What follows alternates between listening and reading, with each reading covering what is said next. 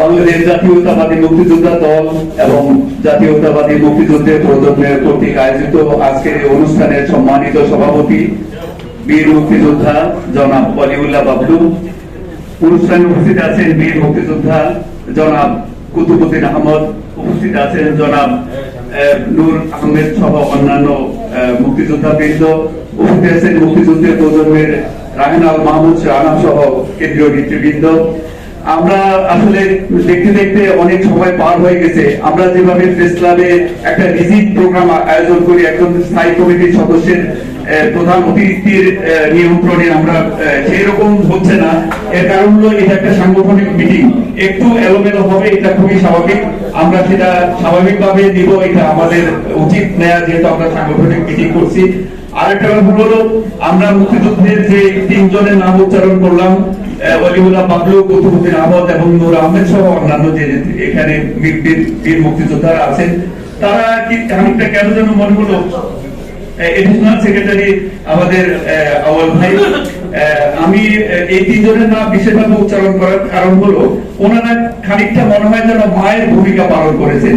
সন্তান আসার আগে মা তার সন্তানের জন্য কাঁথা ছিলেন কিংবা আরো অন্যান্য বিষয়ে প্রস্তুতি নেন, এবং ডিম পাড়ার আগে পাখি কিন্তু নিজেদের থাকার জন্য বাসা বাঁধে না, পাখি বাসা বাঁধে ডিম ফোটানোর আগে।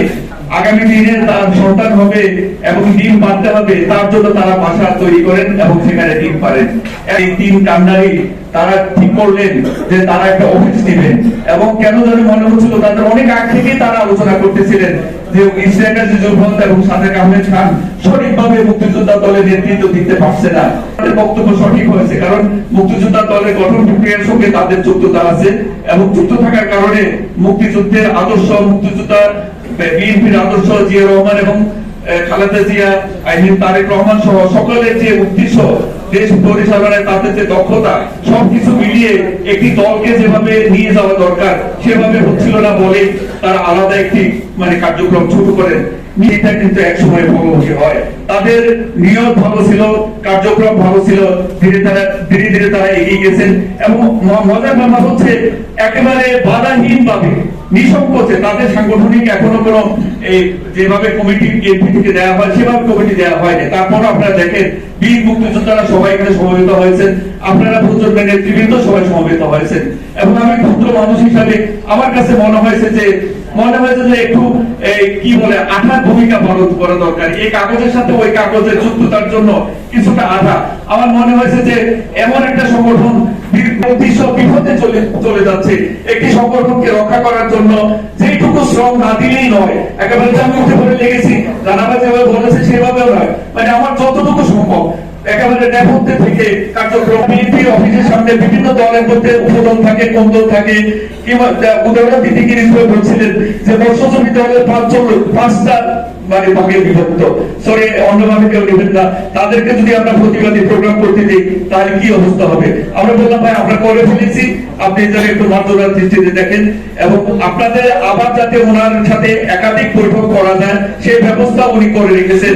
এবং আমি মুক্তিযোদ্ধা নেতৃবৃন্দকে আহ্বান জানিয়ে রেখেছি, বলে রেখেছি যে আপনারা যে এই সমাবেশটা করেছেন, অবস্থান অফিস এবং এই পল্টন অফিসের সবকিছুই তার কাছে লিঙ্ক, যা কিছু এখানে ঘটে উনি সবই ওখান থেকে ইচ্ছে করে দেখতে পারেন। এবং আমাদের এই শান্তার বক্তব্যটা তাকে বেশি আলোকিত করেছে।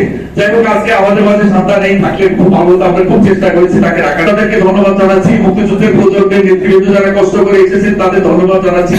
বিনয়ের সাথে অনুরোধ করছি, প্রবলেম নয়, আমরা একটু চেষ্টা করব নিজেরা আগে যেভাবে সেট আপ ছিলাম একটু এলোমেলো হয়ে গেছে, আমার সেট আপটা যেন চমৎকার হয়। এবং আমার নূর আলম সাহেব, যিনি আজকে একজন কমান্ডার মারা যাওয়ার কারণে নারায়ণগঞ্জ চলে গেছেন, উনিও প্রাণপণ চেষ্টা করতেছেন আমাদের সংগঠনকে শক্তিশালী করার জন্য, এবং তারাও নিজেরা শক্তিশালী হওয়ার জন্য। তো আপনাদের কাছে বিনয়ের সাথে অনুরোধ, আপনারা সেইগুলো রক্ষা করবেন, এবং অনাগত দিনে যখনই আহ্বান পাবেন তখন একেবারে সদিচ্ছা সহকারে আপনারা প্রোগ্রামে কে কোন পদ পাবে তা নিয়ে ভাববেন না, কাজ করা দরকার। এই যে আমরা স্বৈরাচার বিরোধী আন্দোলন করেছি, কোন তারিখে আমার নাম নাই, কিন্তু কোথায় উপস্থিত ছিলাম না। আমি ভোলার রাষ্ট্রীয় প্রোগ্রাম যেটা হয় জেলা প্রশাসনের উদ্যোগে আয়োজিত প্রোগ্রামে বলেছিলাম যে যারা যুদ্ধে যান তারা কোনো পুরস্কৃত হওয়ার জন্য যান না, যারা এবার স্বৈরাচার বিরোধী আন্দোলনে ছিলেন তারা কি তালিকাভুক্ত হবেন, ভাতা পাবেন সেই উদ্দেশ্যে করেছে তা নয়। তাদের কাছে দেশের স্বার্থে মনে হয়েছিল যে এরকম একটা স্বৈরাচারের পতন হওয়া দরকার। তারা পতন আন্দোলনে সক্রিয় ভূমিকা পালন করেছে। তাদের জীবন যাবে না, হাত যাবে না, চোখ যাবে সেটা ভাবেন নাই। ফলে অনেকে রক্তের মধ্য দিয়ে এই যে অর্জন, এটাকে আমরা ধরে রাখতে হবে। এবং মুক্তিযোদ্ধা দলের নেতৃবৃন্দের কাছে অনুরোধ, মুক্তিযোদ্ধা দল আপনারা যেমন সংগঠিত হবেন তেমনি প্রজন্মকেও সংগঠিত করবেন। জিয়াউর রহমানের যে আদর্শ, জাতীয়তাবাদী আদর্শ, দেশপ্রেমের আদর্শ, এই আদর্শকে উজ্জীবিত করার জন্য আরেকটা তো রাজনৈতিক দল নেই। ছাত্র দল বা যুব দল দিয়ে তো এই কাজ হবে না। সুতরাং এই মুক্তিযুদ্ধের আদর্শকে লালন করার জন্য এবং দেশপ্রেমী আরো বেশি করে প্রচারিত করার জন্য আমরা এই মুক্তিযুদ্ধের প্রজন্ম কাজ করে যাব। আমাদের সংগঠনের জন্য আপনারা একটু শ্রম দিবেন। অনেক ধন্যবাদ আপনাদের সবাইকে। কষ্ট করে